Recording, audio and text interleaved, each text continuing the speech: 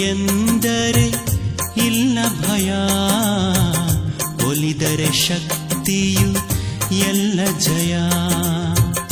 ಭಕ್ತಿಯ ಮಾರ್ಗವೇ ಶಿವೆಗೆ ಪ್ರಿಯ, ಈ ಜಗವೆಲ್ಲವೂ ಶಕ್ತಿಮಯ.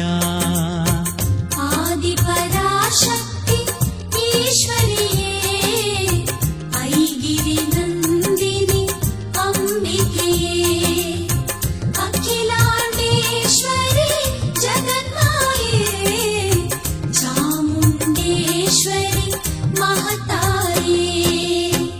ಸಾವಿರ ಮೆಟ್ಟಿಲು ಹತ್ತೋಣ, ತಾಯಿಯ ಪಾದವ ಕಾಣೋಣ.